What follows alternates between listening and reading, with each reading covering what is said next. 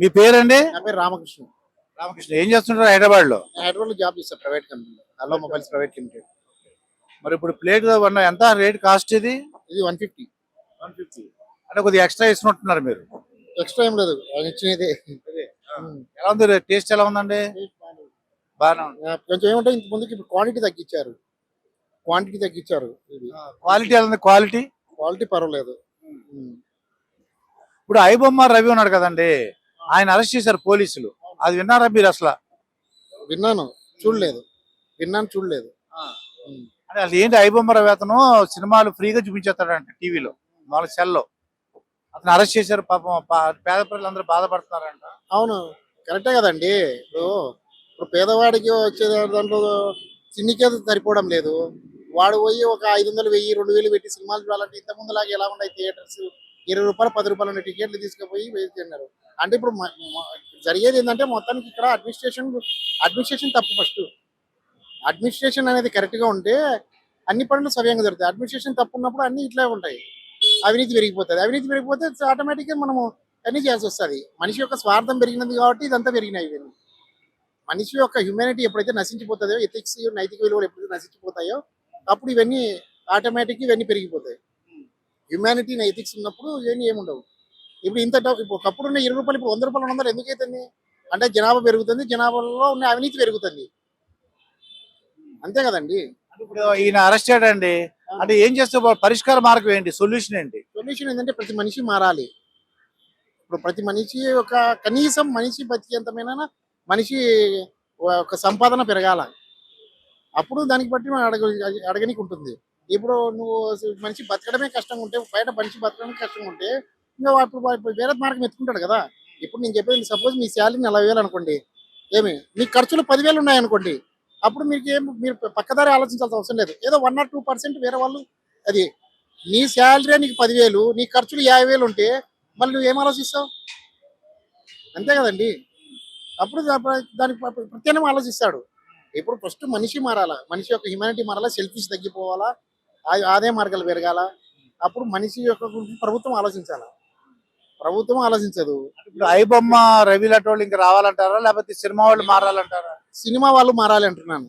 ఇప్పుడు డబ్బు అందరి దగ్గర ఒక్కని దగ్గర ఉందనుకోండి, అది ఎస్టాబ్లిష్ ఎలా అవుతుంది? నువ్వు సంపాదించావు 100 కోట్లు, మళ్ళీ దాన్ని తీసుకుపోయి బ్యాంకులో పెట్టావు, మళ్ళీ అది 300 కోట్లు చేసావు, 1000 కోట్లు చేసావు, 2000 కోట్లు చేసావు. ఆఖరికి నీ వారసత్వం 10వ తరం వచ్చేసరికి నీ దగ్గర ఎంత ఉందో వానికే తెలియదు. ఏమైపోతుంది అవిని? ఈ బినామీ భూములు ఇవన్నీ ఎక్కడి నుంచి వచ్చాయనుకున్నాయండి? ఏం పుట్టుకొని రాలేదు. ఇట్లా మనుషులు లేకపోవడం వల్లనే వచ్చి తయారైనాయి. మనిషి యొక్క ఆధిత్యత ప్రదర్శించుకోవడానికి వాడు చేసేటివి ఇవన్నీ.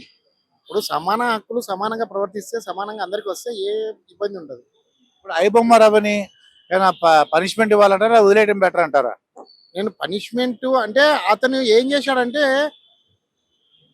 వాళ్ళకు ఒక ఆలోచన రావడం కోసం చేశాడు. అంటే అతను చేసింది రైట్ అని నేను యాక్సెప్ట్ చేయట్లేదు. బట్ ఎదుటి వాళ్ళకు ఒక ఆలోచన రావాలా అనే విధానం చేశాడు అంతే. అది అంతేగాని అతను ఇప్పుడు దాన్ని దోచుకుపోయి అతను తీసుకుపోయి అతను చేసుకునే అంటే అప్పుడు అర్థం. ఇప్పుడు మనిషి అతని స్వార్థంతో చేశాడో ఏం చేశాడో తర్వాత. ఇప్పుడు మనిషికి ఒక ఆలోచన రావాలని చెప్పి చేశాడు. సినిమా ప్రజలకి, సినీ ప్రజల్లో ఎన్ని కష్టాలు ఉన్నాయి వాళ్ళలో. అందరూ అదే స్థాయికి ఉంటున్నారా? అందరూ అదే కథ ఉంటున్నారా? ఒక్కడు 10,000, 20,000 నుంచి పనిచేసి సినీ ఇండస్ట్రీలో ఇంతవరకు పైకి వచ్చిన లేదు. ఒక గేట్ ఎంట్రీ కావాలంటే వాడికి 1,00,000, 2,00,000, 3,00,000, 4,00,000 కట్టాలా. ఇది మన దగ్గర టాలెంట్ పెట్టుకుని కూడా సభ్యత్వం కోసము ఫ్రీగా ఇవ్వలేరు సభ్యత్వము. చెప్పండి మరి. మరి ఈ విధంగా ఇన్ని రకాలుగా ఉంటే మరి ఏం చేస్తారు చెప్పండి. ఇప్పుడు అతనేమి తీసుకుపోయి మన దగ్గర తీసుకుపోయి ఏం చేసింది లేదు. సామాన్య మానవుడికి ఇప్పుడు అతని స్వార్థం కోసం ఆయన చేసి అది అమ్ముకున్నాడు, కరెక్ట్ కాదనడం లేదు, అది తప్పే. బట్ మీరేం చేసింది ఏంది? ఇప్పుడు ఎదుటివాడిని దొంగ అన్నప్పుడు మరి మనం చేసింది ఏంది? ఒక చిన్న కథ చెప్తానండి. రామకృష్ణ పరమహంస దగ్గరికి ఒక ఆవిడ వచ్చింది. ఆవిడ వచ్చి ఏం చెప్పిందంటే, స్వామి మా పిల్లవాడు బెల్లం తింటున్నాడు, అతను ఎన్నిసార్లు చెప్పి వినట్లేదు మా పిల్లవాడు అని చెప్తాడు. సరే అమ్మా, ఒక వారం తర్వాత రండి, అతను మానేస్తాడు అని చెప్తాడు. వారం అయిన తర్వాత పోయిన తర్వాత, నువ్వేం పెద్ద మనిషివి, వారి తర్వాత మానేస్తాడని చెప్పినావు, ఏం మానలేదు మా పిల్లోడు, అది ఇదని చెప్పి అరుస్తుంది. శాంతించమ్మా, నాకు అలవాటు ఉంది, నేను ముందు మానేసిన తర్వాతనే అవతల పిల్లవాడికి చెప్పాలి. నేను మానేయకుండా ఆ పిల్లవానికి చెప్తే అప్పుడు నాలో యొక్క ఎథిక్స్ ఏముంటాయి, నైతికులు ఏముంటాయి, అతనికి నేనేం చెప్పగలను అన్నాడు. అది దీన్ని బట్టి సారాంశం ఏమంటే ముందు సినిమా వాళ్ళు మారాలా, వాళ్ళు మారి పేద ప్రజలకి వాళ్ళ అవకాశాలు కల్పించి వాళ్ళని చూసుకున్నప్పుడు అప్పుడు మనం మారకుండా ఎదుటివాడిని మారాలంటే అది కరెక్ట్ కాదు.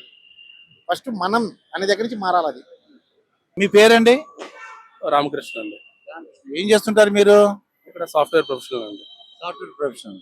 ఇప్పుడు ఐబొమ్మ రవి అని అతను అరెస్ట్ చేశారండి పోలీసులు. విషయం మీకు ఏమైనా తెలిసింది? ఆ విషయం తెలుసండి, చూసాం, మీడియాలో అన్నిట్లో చూసామండి. ఎందువల్ల అరెస్ట్ చేయడం, ఏం చేశాడు అతను? తను చాలా సర్వర్స్ ని హ్యాక్ చేశాడు అండ్ ఈ ఓటీటీ ప్లాట్ఫామ్ ప్రింట్స్ ని కూడా ఇండైరెక్ట్ గా తీసేసుకున్నాడు అండ్ కొత్త కొత్త సినిమాలు కూడా అప్లోడ్ చేస్తున్నాడు. మూవీ రూల్స్ వాళ్ళతో వెళ్తూ సింక్ అయ్యి వీరన్నిటితో పాటు తను ఎక్కువగా ఇల్లీగల్ గేమ్స్ పెట్టి ప్రమోట్ కూడా చేస్తున్నాడు ఇండైరెక్ట్ గా. అందుకు తను అరెస్ట్ చేస్తే చాలా క్లియర్ గా తెలుసండి. అది కరెక్ట్ అంటారా, లేకపోతే పేద ప్రజలు బాధపడుతున్నారంట? చాలా పేద ప్రజలు ఈ కరెక్ట్ అంటారా అంటే దాన్ని చెప్పలేమండి, అది తప్పే, అబ్సల్యూట్లీ తప్పే. దానికి కారణాలు కూడా ఉన్నాయి, అవి మనందరికి తెలిసిందే అది కూడా. బట్ గేమ్ సపోర్ట్ చేస్తున్నారు, అది చాలా తప్పు. అది గేమ్స్ ని సో స్టార్టింగ్ లోన ఎండ్ లోన దాని ద్వారా మనీ తీసుకుంటున్నాడు.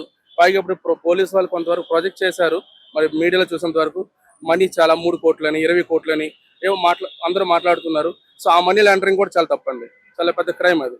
సో అది తన కోసం తను చేసుకుంటున్నాడు, కానీ సొసైటీ కోసం ఏం కాదు నేను అనుకోవడం, తన కోసం తను. అంటే ఐబొమ్మకు ముందు చాలా ఉన్నాయి సైట్స్, మీకు తెలుసో తెలియదు నాకు తెలియదు.